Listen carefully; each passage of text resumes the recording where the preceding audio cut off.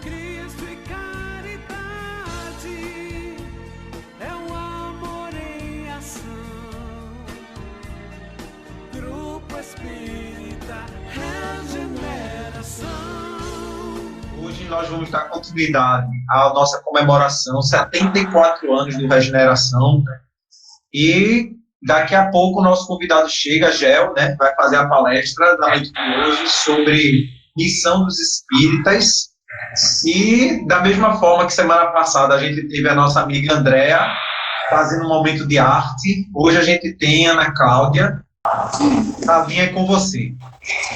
Ok, vamos elevar o nosso pensamento. Essa música todo mundo conhece, mas eu vou fazer ela a capela, tá? Que eu gosto muito de cantar ela sem instrumental. E aí nós vamos elevar o nosso pensamento, agradecer a Deus e a Jesus pela oportunidade. E vamos lembrar dessa mensagem tão linda que nos diz. Senhor, fazei-me instrumento de vossa paz, onde houver ódio, que leve o amor, onde houver ofensa, que leve o perdão, onde houver discórdia, que leve a união, onde houver dúvida, que leve a fé. Onde houver erros, que eu leve a verdade, onde houver desespero, que eu leve a esperança, onde houver tristeza, que eu leve a alegria, onde houver treva, que eu leve a luz. Ó Mestre, fazei que eu procure mais consolar e ser consolado, compreender e ser compreendido, amar e ser amado, pois é dando que se recebe, é perdoando que se é perdoado, e é morrendo que vivemos para a vida eterna.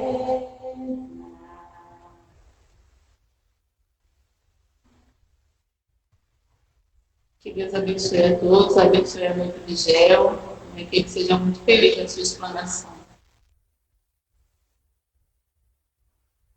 É com você, irmão Gel.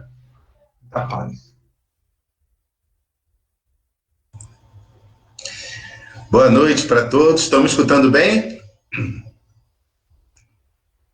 Eu trago primeiro um grande abraço do IPEP, Instituto de Intercâmbio do Pensamento Espírita de Pernambuco, e também da Casa de Acolhimento de Crianças em Risco Social, Lar Paulo de Tarso. É uma alegria estar aqui com vocês nos 74 anos. A primeira vez que eu pisei no Regeneração foi na década de 70. Estou vendo aqui na lista, nos nomes, vários amigos, até o nosso Aécio, cearense, lá pernambucano, no Ceará. Marta, Tomás, faz muito tempo que eu não havia. Elaine, Edna, enfim. Se eu for citar aqui todo mundo, eu não faço a palestra. Então, é uma alegria muito grande estar com vocês outra vez. Agora de forma online, mas o calor humano, a alegria na mesma intensidade. E o tema de hoje que me pediram para falar foi sobre missão dos espíritas, que está alocado isto no Evangelho segundo o Espiritismo, no capítulo 20, que é Trabalhadores da Última Hora. É uma mensagem muito bonita, escrita pelo espírito Erasto, que foi um discípulo de Paulo de Tarso. Mensagem essa que foi escrita por ele no ano de 1863, em Paris, França. E está lá no Evangelho segundo o Espiritismo. Tem um filósofo grego de nome Sófocles, em que ele relata um diálogo conhecido na literatura mundial, uma situação fictícia, mas profundamente reflexiva, de Édipo e a Esfinge, e que a Esfinge teria chegado para Édipo e perguntado: quem é que pela manhã anda de 4 patas, à tarde anda com 2 patas e à noite anda com 3 patas? A resposta foi rápida: o homem, de manhã engateando 4 patas, à tarde, na fase adulta, 2 patas, 2 pernas, e à noite, para aqueles que chegam até altas horas da madrugada, 3 patas, as 2 pernas e uma bengala. Mas a pergunta que se faz filosoficamente é: qual é a finalidade da nossa vida? A humanidade está chegando a aproximadamente 8 bilhões de habitantes, segundo a ONU, Organização das Nações Unidas. Não tem ninguém com mais de 130 anos de idade. Ou seja, a morte é uma lei que não tem exceção. Mais cedo ou mais tarde, pode ser hoje, pode ser amanhã, pode ser daqui a décadas, em Recife, lá em Fortaleza, em Caruaru, no Rio de Janeiro, em Nova York, em Tóquio, em Moscou, até na Lua. Mas seremos abraçados pela chamada sepultura. E a pergunta reflexiva é: qual é o objetivo da nossa vida? Por que é que nós estamos aqui? Qual deve ser o foco principal na nossa caminhada aqui no planeta Terra? Há alguns anos, eu tive a oportunidade de estar numa cidade chamada Praga, capital da República Tcheca, país na Europa. A República Tcheca, antigamente, fazia, junto com a Eslováquia, fazia o país chamado Tchecoslováquia. Se separaram e Praga é a capital da República Tcheca. Eu estava lá, entre um compromisso e outro, fui almoçar numa praça próximo para ver na cidade, uma praça central, famosa. A cidade é uma cidade turística, muito bonita, muitos turistas visitando. E quando eu estava lá procurando local para alimentar, entre um compromisso e outro, eu vi uma estátua esverdeada, grande, quase no centro da praça. Eu olhei para aquela estátua e pensei comigo mesmo: deve ser uma homenagem a determinada pessoa. E eu fui me aproximando, muitas pessoas passando, transeuntes, como falei, uma cidade turística. Eu fui me aproximando assim, pedindo licença, passando, até que cheguei no pé da estátua e vi uma placa que era homenageando exatamente essa pessoa que eu estava pensando. A estátua homenageava John Hus. Quem foi John Hus? John Hus viveu no século XIV, há mais de 600 anos atrás, ali naquelas redondezas. E por que aquela estátua o estava homenageando? Porque John Hus, entre outras características, ele era um homem profundamente culto, professor, reitor de universidade. Praga foi a primeira cidade na Europa a ter universidade. Já tinha universidade naquela época, no século XIV. Muito inteligente, intelectualizado e muito moralizado. E corajoso. E por que eu digo isso? Quem lê a história dele, ele, quando juntava com seus alunos na universidade, ele fazia questionamentos profundos em relação a questões filosóficas, científicas e religiosas. Eu estou falando do século XIV, é um século em plena inquisição religiosa. Ou seja, naquela época, quem pensasse diferente dos dogmas da religião predominante, ou praticamente unânime na época, tinha sérios riscos de punição até com a perda da própria vida. Mas ele era muito corajoso. Diz os historiadores que ele reunia os alunos e começava a questionar, fazer perguntas profundas, como, por exemplo, por que é que uma criança nasce cega? Por que é que uma criança está tetraplégica em cima de uma cadeira? Deus existe? Se Deus existe, Essa explicação que nós temos, dizia ele, sobre Deus, não está bem explicada pela religião. Porque como entender o amor de Deus diante de uma criança cega? Tem que ter outras explicações, pensava ele. Será que só existe vida aqui na Terra quando a gente sai numa noite de luar vendo o piscar das estrelas? E os animais? Para onde é que vão os animais? Se o animal morre e não tem nada depois em relação ao animal, então por que a dor nos animais? Qual seria o sentido de Deus permitir que um cachorro sendo atropelado tenha dor? Se depois da morte nada tivesse, nenhum princípio de continuidade tivesse em relação a esse cachorro. Perguntas reflexivas, filosóficas, religiosas e também científicas, que ele fazia naquela época com seus alunos. Mas, como eu disse que estavam na época da Inquisição, os inquisidores começaram a mandar recados. Dizem que chegaram a fazer 5 intimações para ele. Dizem. Falando que ele parasse de ter aquelas conversas com seus alunos, porque senão ele seria punido. Porque ele estava afrontando, agredindo os dogmas da religião de então. Ele corajosamente falou mais ou menos assim: se Deus me deu pensar, a inteligência, para eu pensar e refletir, por que é que eu não posso externar meu pensamento? Quem são os homens para bloquear aquilo que Deus me deu? Muita ousadia para aquela época, muita ousadia. Então os inquisidores não acataram isso e o condenaram a morrer queimado vivo em um terreno baldio próximo ali das redondezas que hoje é a cidade de Praga. Diz os historiadores que ele foi preso e, antes que o fogo dominasse seu corpo e o gás carbônico tirasse o oxigênio dos seus pulmões, ele teria falado uma frase profética, a verdadeira premonição, que ele disse mais ou menos o seguinte: hoje vocês prendem um pato, porque John Russe em tcheco significa ganso, pato. Hoje vocês prendem um pato, hoje vocês prendem um ganso. Mas chegará um dia que esse pato, que esse ganso, não será mais pato, não será mais ganso. E voará como cisne, que quem quiser seguir, seguirá, mas ninguém conseguirá atingi-lo. Uma frase profética. E aí o fogo o queima vivo. Em mensagem do espírito Humberto de Campos, através do médium Chico Xavier, que está disponibilizado em livros, na internet, entre outras fontes informativas, mas me prendendo a esta mensagem, Humberto de Campos cita que houve depois uma reunião no mundo espiritual relativamente próximo à Terra, ao planeta Terra. E que essa reunião foi coordenada, nada mais, nada menos, por Jesus. E que Jesus, nessa reunião, tinha um grupo de espíritos, e entre os espíritos presentes nessa reunião que Jesus estava coordenando, estava a presença de John Russe.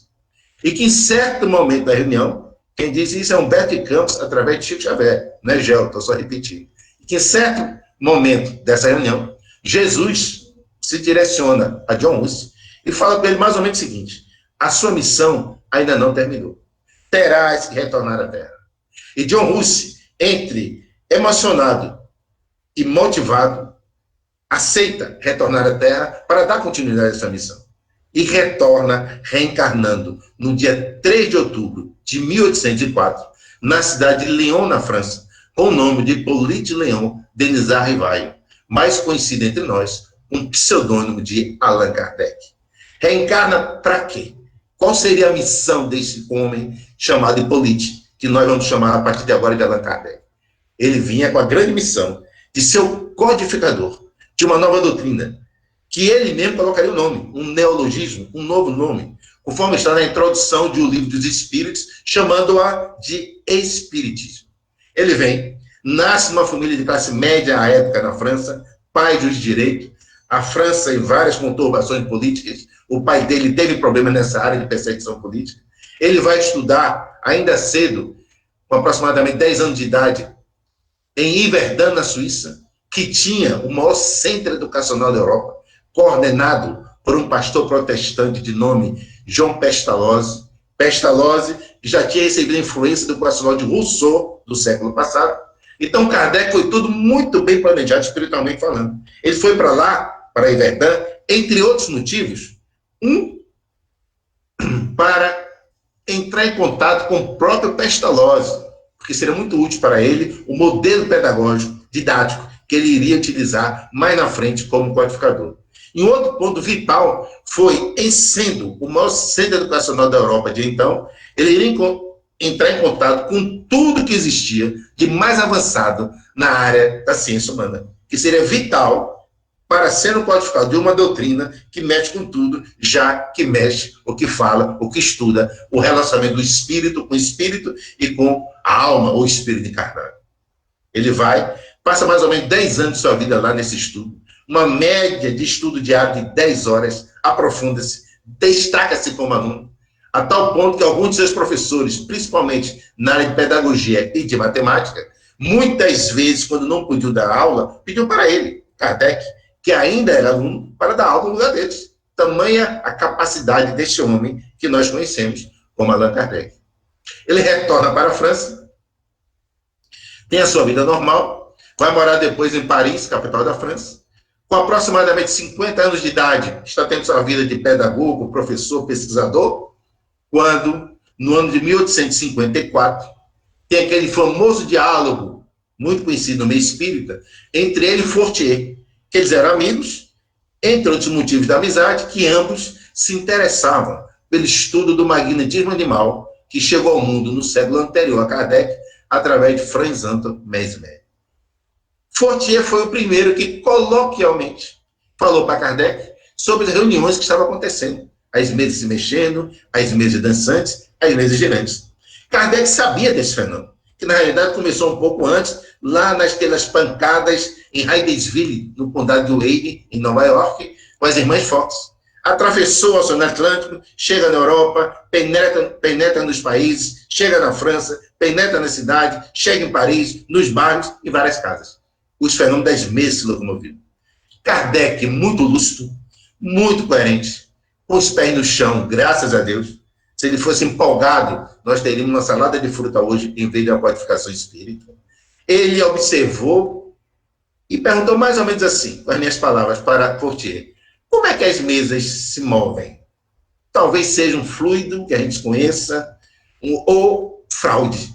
Ele chegou a pensar em fraude. Alguém fazendo algum truque para iludir as pessoas. Mais na frente, um outro amigo dele, nome Carlotti, fala a mesma coisa para ele. E depois Fortier retorna com uma novidade. Kardec, as mesas, além de se mexerem, se locomoverem, também estão respondendo às perguntas que os homens lhe fazem. Aí Kardec toma um susto. Até a mesa se mexer, se locomover, vai lá que seja. Mas responder as perguntas feitas pelo homem, só faz pergunta quem tem inteligência. E só responde a pergunta quem também tem inteligência para entender a pergunta. Mesmo assim, Kardec é tão duro na queda, como se diz, que ele colocou aquela frase famosa: enquanto me provarem que uma mesa tenha músculo para se mexer, nervos para sentir, cérebro para pensar, ou seja, possa ser sonâmbula, eu não vejo nisto mais do que um conto da carochinha.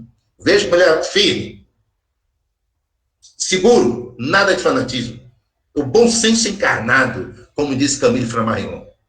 Mas ele também não era fanático da negação.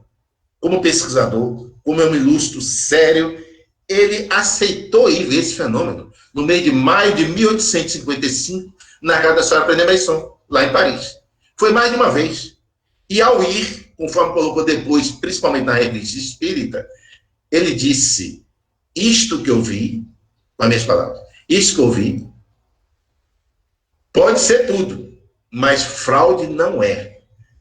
Porque foi tão intenso diante dos meus olhos que eu tenho certeza que não é fraude. Então, abre-se a possibilidade de ser os espíritos, a chamada volta dos mortos. Kardec observou ao lado, ao derredor, e viu que a enorme maioria, esmagadora maioria, com algumas raríssimas exceções, entre elas o dramaturgo Sardou, que chegou a anotar 50 caderninhos de perguntas e respostas que os espíritos deram. Fora isto, praticamente ninguém mais tinha qualquer interesse profundo no campo da ciência, filosofia e religião, nessas experiências das mesas. Kardec, então, pensou: vou tomar a frente desse estudo, Porque se forem os espíritos, a volta dos mortos, ninguém melhor do que eles para responder às grandes perguntas que eu sempre tive na minha vida. E quais seriam as grandes perguntas que Allan Kardec sempre teve na vida? As mesmas que John Russell tinha lá com seus alunos na universidade. De onde eu vim? Para onde eu vou? O que é que eu estou fazendo na Terra? Por que é que uma criança nasce cega? Deus existe? Só tem vida na Terra?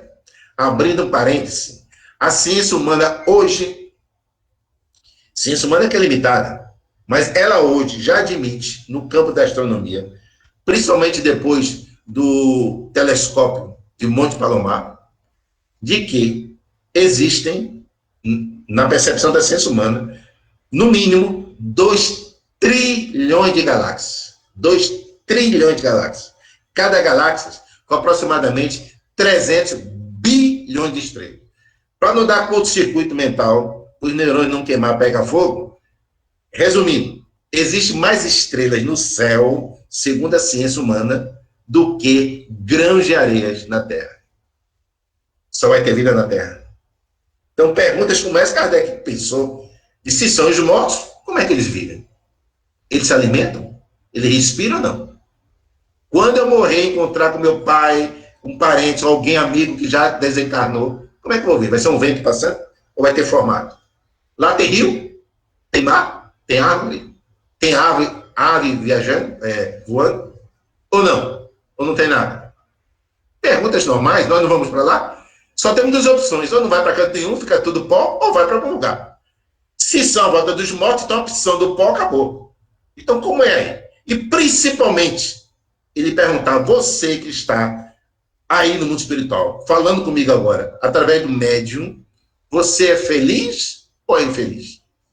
Se é feliz, por que você é feliz? O que é que você fez na Terra para ser feliz? Se você é infeliz, por que você é infeliz? Quem é que não se preocupa com isso? Se eu falar assim para vocês, amanhã vocês vão viajar para Uganda. Uganda é um país na África.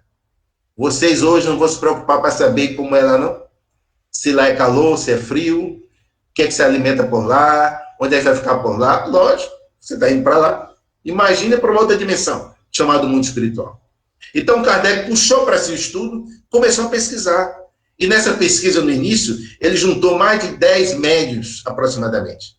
Entre esses médios, 2 irmãs adolescentes, Caroline Boudin, de 16 anos de idade, e Júlia Boudin, de 14 anos de idade. Agora, imagine vocês, Kardec, naquela época, se virar para uma irmã de 14 anos, a gente não sabe se foi com ela, porque Kardec não colocou o nome dos médios na mensagem, apenas o nome dos espíritos. Mas se ele se virasse para a menina de 14 anos, Júlia Boudin, e perguntou assim, quem é Deus? Que se tornou a pergunta número 1 do Livro dos Espíritos. Veja, século XIX, suponhamos, uma menina com 14 anos de idade se perguntar quem é Deus.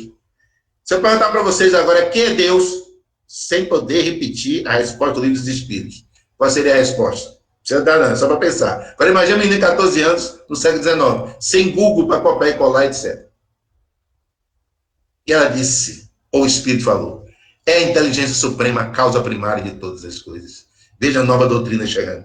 4 perguntas depois.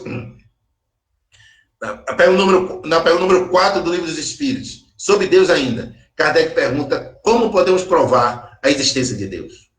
Olha a pergunta. Nada que Deus está com raiva, está com ira, está com raiva, com ódio, se vingando, nada disso. Como podemos provar a existência de Deus? Resposta. No axioma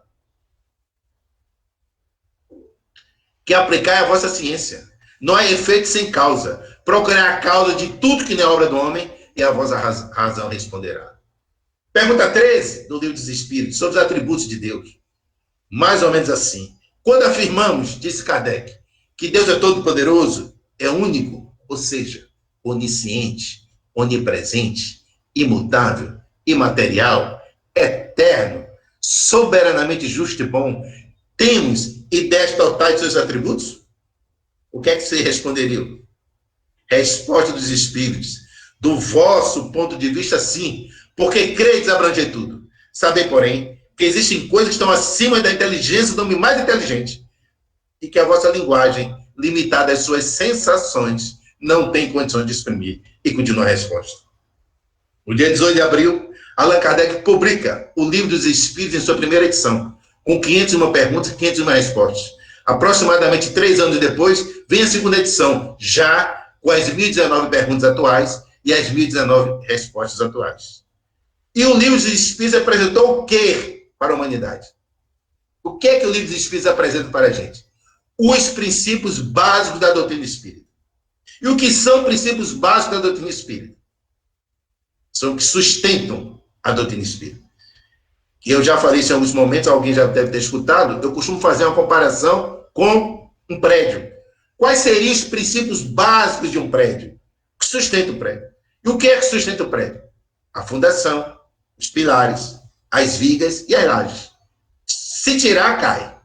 Quais seriam os princípios básicos da doutrina espírita? Aqueles, se você se tirar, cai a doutrina. De maneira ampla, eu diria, a existência de Deus, a imortalidade da alma, a comunicabilidade dos espíritos, a reencarnação, a pluralidade dos mundos habitados, a evolução, o livre-arbítrio, a lei de causa e efeito e a ética da fraternidade. Esses são os princípios básicos da doutrina espírita, que sustentam. Então, eu pergunto para vocês, o que é, já que o tema de hoje é a missão dos espíritos, o que é ser espírita? Quando eu digo assim, eu sou espírita, quer dizer o quê? Uma vez eu perguntei isso num seminário, num centro espírita, e alguém respondeu, não, ser espírita é estudar a doutrina. Não.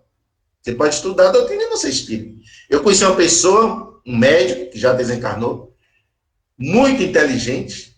Uma vez eu conversei na casa dele, quase até 3 horas da manhã. Ele já tinha lido toda a codificação, mas não era espírita. Ele me dizia, Gel, o espiritismo foi o que mais me mexeu, que mais me balançou. Mas eu ainda sou materialista. E era profundo estudioso. Deu toda a codificação. Uma outra pessoa disse, não, ser espírita é ser bom, é fazer o bem. Eu disse, também. Mas a irmã Dulce, que agora foi santificada pela Igreja Católica, que eu conheci em Salvador, uma verdadeira santa, desde a concepção, tudo que se entende por isto, era católica. Boníssima. Madre Teresa de Calcutá era católica. Boníssima. Mohandas Karanj Gandhi, Mahatma Gandhi, o grande pacificador do século XX, todo o processo libertário do povo indiano em relação à colonização inglesa, sem pegar em armas. Era hindu. Martin Luther King, aquele trabalho fantástico, que se inspirou em Gandhi, para a igualdade racial, fazendo todas aquelas passeadas dos Estados Unidos contra a discriminação racial, era protestante. Chico Xavier, fantástico, considero uma pessoa, um santo, se fosse no catolicismo, espírita. Então, o que é ser espírita? Ser espírita é admitir os princípios básicos do espiritismo. Se eu admito esses princípios que eu acabei de falar, Deus, imortalidade da alma, etc., eu já sou espírita. Quando eu digo eu sou espírita, Gel é espírita, obrigatoriamente, por trás desta afirmação, está que eu admito os princípios básicos do espiritismo. Eu já sou espírita. Então, Gel, o que é ser verdadeiro espírita? Que está lá no Evangelho segundo o Espiritismo. Verdadeiro espírita é aquele que admite os princípios básicos do espiritismo, por isso que é espírita, mas ao mesmo tempo de admitir os princípios básicos, se esforça diariamente, perseverantemente, continuamente, corajosamente, para amanhã ser moralmente melhor do que ele mesmo no dia de hoje. Esse é o verdadeiro espírita. Então, qual é a missão do espírita na Terra? É ser verdadeiro espírita. E o que é ser verdadeiro espírita? Já que já é espírita, é, com o esclarecimento que tem dos conhecimentos espíritas, através dos princípios básicos, se esforçar diariamente, seguindo a pergunta número 621 de O Livro dos Espíritos. Onde está escrita a lei de Deus? Perguntou Kardec aos espíritos. Resposta: na consciência. E o que é seguir a consciência? O que é crescer em direção à pureza espiritual na ótica espírita? É você atuar constantemente, incansavelmente, em 2 vetores, ao mesmo tempo. Um vetor para dentro, que é o conhece a ti mesmo. Afinal de contas, como é que eu posso combater o orgulho, o egoísmo, a vaidade, se eu não sei como é que eu estou? Se eu pegar um barco sem saber para onde eu vou, o vento me leva para qualquer lugar. O conhece a ti mesmo é olhar para dentro de si, sem desculpismo e também sem derrubar a sua autoestima, o equilíbrio do conhece a ti mesmo, mergulhar e saber, Gel, como é que está o seu orgulho? Hoje você está menos orgulhoso do que ontem? Hoje, Gel, você está menos vaidoso do que ontem? Hoje, Gel, você está mais solidário do que ontem? Está mais fraterno do que ontem? Como nos ensinava Santo Agostinho no Evangelho segundo o Espiritismo, quando ele falava, colocava a cabeça todo dia antes de dormir no travesseiro e fazia essa pergunta interior. O que é que eu fiz hoje? Eu magoei alguém? Eu fui desonesto em algum momento? Eu fui mentiroso em outro momento? E no outro dia, imediatamente, ele já ia corrigir, caso tivesse cometido esses equívocos. E o outro ponto, como eu disse, outro vetor é, ao mesmo tempo, a atuação social. Eu não posso jamais achar que eu vou ser feliz me isolando em cima de um morro, orando para Deus pela humanidade. Mãos que trabalham são mãos que oram. Eu não consigo ser feliz sozinho.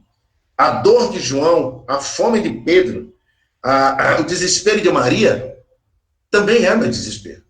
Eu não posso ser feliz apenas olhando meu filho ou meu neto, que estão amparados, e saber que neste momento, nessa chuva que está caindo aqui em Recife, tem crianças desamparadas na rua, debaixo da ponte, da marquise, crianças sendo abusadas sexualmente, violências físicas, fome, enfim. Eu não vou aqui falar uma lista de miserabilidade que, infelizmente, ainda temos no planeta Terra, em pleno século XXI, com todo o avanço tecnológico que já possuímos.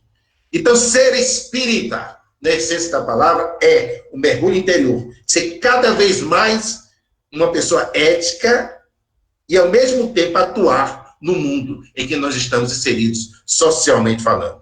E que ética da fraternidade é esta, que eu citei como princípios básicos da doutrina espírita? Qual é a nossa ética da fraternidade? É a ética do Cristo. 4 perguntas depois de 621, 625, no Livro dos Espíritos. Quem, mais ou menos assim, perguntou Kardec aos Espíritos, na tradução do Herculano Pires, do Livro dos Espíritos. Quem Deus legou para a humanidade para servir de exemplo? Resposta: veio de Jesus. E o que é que eu vou ver em Jesus? Se ele era alto ou baixo? Se era magro ou gordo? Se era preto, branco, verde, amarelo? Se tinha olhos assim, assado, cabelo? Nada disso. Na ótica espírita, o que é que interessa ver em Jesus? O que Kardec fez no Evangelho segundo o Espiritismo. Quem pegar a introdução do Evangelho segundo o Espiritismo, Kardec coloca que, analisando a vida de Jesus, poderia ser analisado de 5 maneiras. Fatos históricos, etc, etc, etc. Mas ele, no Evangelho segundo o Espiritismo, só ia se preocupar com o corpo moral da doutrina espírita, da vida de Jesus, do ensinamento do Cristo. O corpo moral. E o que é que Jesus ensinou para nós? Não interessa para nós se Jesus, quando estava na transfiguração no Monte Tabor, se estava lá em cima ou um pouco embaixo, se Pedro estava do lado direito ou do lado esquerdo. Não interessa. O que interessa é o que é que Jesus ensinou e vivenciou. Que é isso que vai mudar a nossa vida. Se nós pegarmos 4 evangelhos considerados oficiais, mesmo aqueles considerados apócrifos, e colocar no liquidificador, vai sair um suco, cujo suco nós vamos encontrar amar a Deus sobre todas as coisas e amar ao próximo a si mesmo. Amar a Deus sobre todas as coisas, na prática, significa o quê? Se eu falar assim, pessoal, quando terminar a reunião, vamos amar a Deus ali no centro de Recife. Ou para o nosso amigo Aécio, tá com essa barba bonita, fala assim, Aécio, quando terminar a palestra, aí em Fortaleza nós vamos amar a Deus, todo mundo reunido. Aí chega lá no centro da cidade, vai fazer o quê? Amar a Deus na prática é amar ao próximo. Como dizia Dom Helder Câmara quando estava entre nós, reencarnado. Na prática, amar ao próximo. Então, seguir Jesus hoje, na prática, é amar ao próximo. Por quê? Porque a grande juíza está na nossa consciência. Ela vai nos perguntar. Na hora do testemunho, para valer, aquela porta estreita que Jesus se referia, quando a gente passa por ela, só pode passar um, porque é o momento do crescimento espiritual, em que você dá um passo adiante. Este é o nosso grande desafio. E ninguém vai ter o álibi aqui para dizer, chegou no mundo espiritual, eu não fiz porque eu não tive tempo, eu não fiz porque eu estava sem dinheiro, eu não fiz porque eu estava assim, assado. O Espírito Joana de Ângeles tem uma mensagem muito bonita, através do médium de Walter Pereira Franco. Ela fala mais ou menos o seguinte: qualquer pessoa pode fazer o bem, a não ser uma exceção da exceção. Uma pessoa que nasceu débil mental, aí perdeu a lucidez temporariamente. Tirando essa exceção da exceção, qualquer pessoa pode fazer o bem. E ela fala na mensagem o seguinte: você pode fazer o bem mesmo que você não tenha audição, mesmo que você não fale, mesmo que você não enxergue, mesmo que você não tenha nem movimentos, porque mesmo assim, você pode fazer o bem, tendo fé e esperança. Todos nós podemos fazer o bem. Ninguém pode ter desculpa ou álibi de não fez por qualquer motivo. Hoje, como eu disse no início da palestra, o planeta Terra tem quase 8, está caminhando para ter 8 bilhões de habitantes. 18 bilhões, segundo a ONU, aproximadamente 2,5 bilhões não tem acesso à energia elétrica. Quase 2 bilhões significa 10 vezes a população brasileira. Quase 2 bilhões não tem acesso a vaso sanitário. E de 800 milhões a 1 bilhão, ou seja, 5 vezes aproximadamente, a população do Brasil atual, mais ou menos, vão dormir todas as noites no planeta Terra com fome crônica, sendo a maioria formada por idosos e crianças. Fome crônica não é aquela fome assim, hoje eu não comi, estou meio enjoado, não vou comer, não. Fome crônica é quem não almoçou, quem não jantou, e não sabe se vai ter café amanhã. Fome crônica é assim. Por outro lado, nesse mesmo momento, a humanidade terrestre, no ano passado, 2020, no ano de plena Covid, no mundo todo mundo preocupado, apesar disto, a humanidade no ano passado foi o ano que mais gastou em armas de guerra, você sabe disso?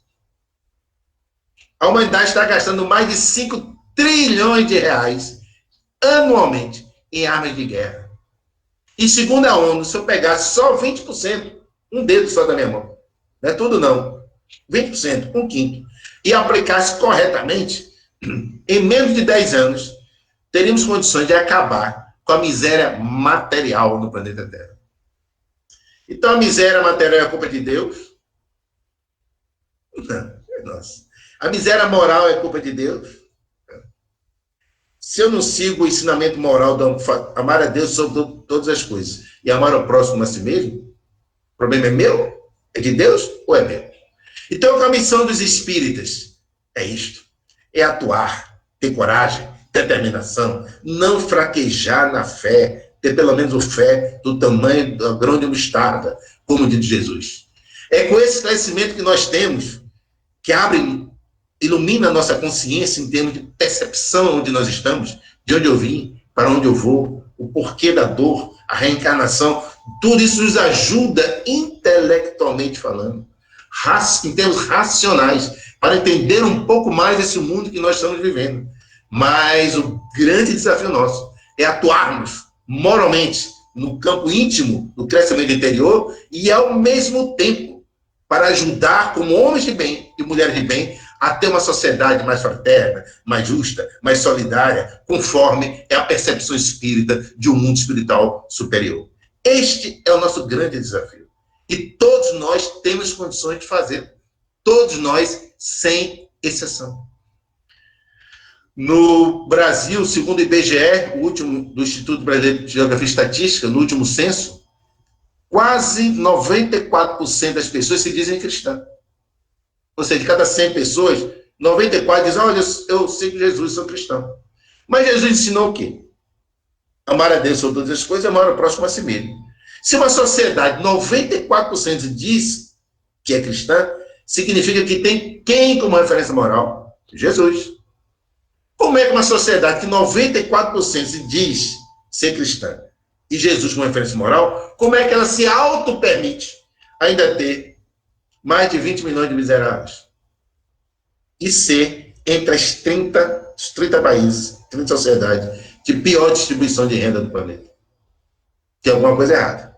Não está em Jesus, não está em amar a Deus, não está em amar o próximo, está no nosso egoísmo, na nossa hipocrisia, de falar sobre Jesus numa palestra, talvez já falando aqui sobre Jesus hoje, e quando ele ligar o computador, esquece, vai pensar em outras coisas, o egoísmo toma conta, e só vai falar de Jesus na próxima palestra, não sei. Questão de reflexão individual e consciencial de cada um. Mas tem alguma coisa esquisita. Uma sociedade que se diz 94% cristã, com os quadros de reflexos sociais, tanto no campo material como moral, que nós, infelizmente, ainda apresentamos. Mas voltando à questão um pouco mais individual, de que ninguém tem o álibi para alegar que não pode fazer o bem, permita aqui uma história que eu de vez em quando estou contando ultimamente. E talvez alguns aqui já tenham escutado eu falar essa história. Mas é uma história que me toca muito profunda e, ao mesmo tempo, eu percebo que também está ajudando a várias pessoas, quando escutam, pelo feedback, pelo retorno que eu estou tendo dessas pessoas. Por isso, quando essa história se encaixa na temática que eu estou falando, eu, de vez em quando, relato. Permito-me relatar essa história, que é o término dessa exposição. Eu tenho duas irmãs maravilhosas. E minha irmã mais velha, há cerca de 5 anos, minha filha chegou para mim e disse: meu pai, eu estou notando que minha tia, minha irmã, está com a voz um pouquinho, eu vou acelerar por causa do tempo, um pouquinho arrastando, um pouquinho lenta. O senhor já percebeu isso? Minha filha me perguntando. Eu disse: não, eu conversei com ela e não percebi isso. Mas já que você me falou, eu vou ficar atento na próxima conversa. Cerca de 2 dias depois, eu voltei a conversar com minha irmã e percebi que minha filha tinha razão. A voz de minha irmã estava meio lenta, meio arrastada. Eu conversei então com os meus sobrinhos, os filhos dela, o filho e a filha dela, e aí chegamos à conclusão para ela fazer vários exames médicos, para ver se era algum problema. No início pensaram que era alguma questão emocional, etc. e tal. Vou resumir por causa do nosso tempo. Feita a bateria de testes, conclusão. Chegou à conclusão diagnóstica que ela está com ela. Ela são as iniciais de uma doença chamada esclerose lateral amiotrófica, que é uma doença que não tem cura, é incurável, neurológica, fatal, e que vai paralisando o seu corpo. Todos os músculos que você comanda, você vai perdendo comando. Então, só fica funcionando porque você não tem comando direto. Coração, pulmão, etc. Então, você vai perder o movimento dos braços, das pernas, tudo. A fala, tudo. Até para respirar tem uma dificuldade, porque o diafragma que fica no abdômen, uma parcela dele é comando seu consciente. E isso começou a acontecer com ela. Ela, quando soube, teve aquele impacto emocional, que é normal. Foi na internet ver o que ia acontecer com ela. Nós conversamos muito, eu e ela, do Evangelho no Lar, na casa dela, tudo. E ela se preparou muito bem para isso. A tal ponto que a doença foi avançando, e ela perdeu o movimento da mão direita, ela não era canhota, ficou só com a mão esquerda, devagarinho digitando, ia no celular, digitar no WhatsApp do grupo da família, e sempre colocando mensagens sobre amor, sobre a fraternidade, sobre Jesus. Eu nunca vi minha irmã lamentando. Eu nunca vi minha irmã blasfemando. Até que a doença dominou por completo. Hoje, ela fica deitada numa cama, não fala, só mexe os olhos, mais nada. Mas não perdeu a lucidez e sente o corpo. Então, se tiver uma cosquinha lá no pé, ela sente, apesar de só mexe os olhos. Se ela sentir uma dor nas costas, ela sente, apesar que só mexe os olhos. Então, imagine vocês, 30 minutos só, parado, deitado numa cama, só mexendo os olhos. Já cria uma certa dificuldade, imagine. Agora imagine ela há anos nessa situação. Só mexendo os olhos, lúcida, não falando, sentindo o corpo. Um dia eu cheguei para ela, para finalizar, e disse: minha irmã, vamos conversar por código. Quando eu falar algo que é verdade, você fecha os olhos. Quando eu falar algo que não é verdade, você fica com os olhos abertos. Eu disse para ela: vamos fazer um teste para ver se você entendeu bem. E aí eu fiz vários testes, ela acertou todas. Por exemplo, Recife é a capital de Pernambuco. Verdade, ela fechava os olhos. Fortaleza é a capital do Ceará. Verdade, ela fechava os olhos. Fortaleza é a capital da Bahia. Verdade, ela ficava com os olhos abertos. Não errou nada. Ou seja, entendeu tudo. na certeza que ela entendeu tudo, eu disse, agora eu vou te fazer várias perguntas para você me responder. E eu seleciono 3 para terminar a palestra de hoje. Uma pergunta que eu fiz para ela foi, meu pai, nosso pai, que desencarnou em 2013, ele lhe visita aqui no quarto? Ele vem lhe visitar espiritualmente falando? E ela me confirmou que meu pai, periodicamente, quase que frequentemente, a visita e a incentiva, que está passando por essa profunda expiação. A segunda pergunta foi, minha irmã, você está passando por essa dor, nessa limitação, ela está presa no corpo, só mexendo os olhos. E eu perguntei para ela, em algum momento a sua fé diminuiu? Você sentiu que a sua fé foi abalada por algum momento em função dessa situação que você está passando? Ela me respondeu que não, que em nenhum momento a fé dela foi abalada, que ela continuou com a fé em Deus e com uma fé inabalável. E a última pergunta que eu fiz, coloco para vocês, finalizando a palestra de hoje, eu perguntei, minha irmã, você, nessa situação, você se sente uma pessoa feliz? E ela me respondeu que não se sentia uma pessoa feliz, que ela se sentia uma pessoa muito feliz, muito feliz. Aí eu deixo uma reflexão, como é que eu, Gel, vendo minha irmã nesse estado, há 5 anos, só mexendo os olhos, e me responde que se sente muito feliz, me responde que a fé em Deus continua inabalável. Ela agora, nesse momento, nem sabe, está deitada na cama, nem sabe que eu estou falando dela, o nome dela é Cristina, não sabe, mas ela, como dizia Joana de Ângeles Espírito, está lá, sem falar, com o corpo todo imobilizado, só mexendo os olhos, mas o exemplo que ela está dando me fez colocar isso na palestra com vocês, como me fez colocar isso em outras palestras. E o exemplo dela, através do meu verbo nesse momento, com certeza está ajudando pessoas que talvez estejam pessimistas, depressivas, talvez até pensando em deixar a vida, e vendo a maneira de galhardia com que ela está passando por essa profunda provação, com certeza toca no íntimo, toca lá no fundo e nos leva a uma profunda reflexão. E para finalizar, eu digo, como é que eu gelo? Com minhas mãos mexendo aqui, com a minha cabeça mexendo, com o meu corpo se movimentando, como é que eu posso olhar para minha irmã, olhar para minha consciência, olhar para Deus e falar, eu não posso fazer o bem por causa disso, daquilo e daquilo outro. Eu teria vergonha moral se eu fizesse isso. Então nós temos obrigação de fazer o bem. Finalizando, eu me lembro de Mohandas Karamchand Gandhi, Mahatma Gandhi, quando ele dizia, o mínimo que nós devemos fazer na Terra é tentar fazer o máximo. Muita paz, muito obrigado. Todos se dobrará e toda língua proclamará que Jesus Cristo é o Senhor. Todo joelho se dobrará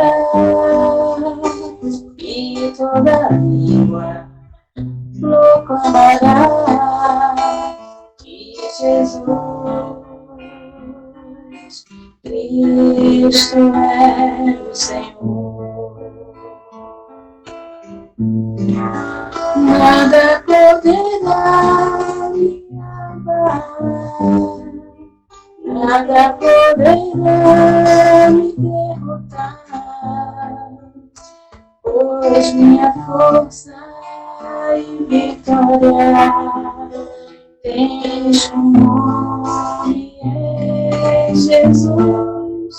Nada poderá me abalar, nada poderá me derrotar, pois minha força e vitória é Jesus. Quero viver tua palavra, quero ser cheio do teu Espírito, eu só te peço, livra-me do mal. Nada poderá me abalar, nada poderá me derrotar, pois minha força e vitória tens um nome, é Jesus.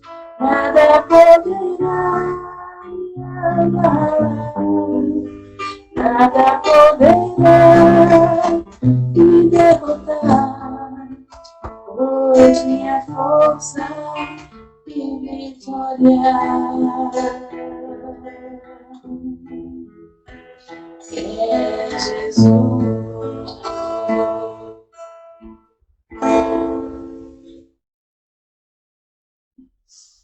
Obrigada, gente. Muito obrigada. Que Deus abençoe a todos. Grupo Espírita.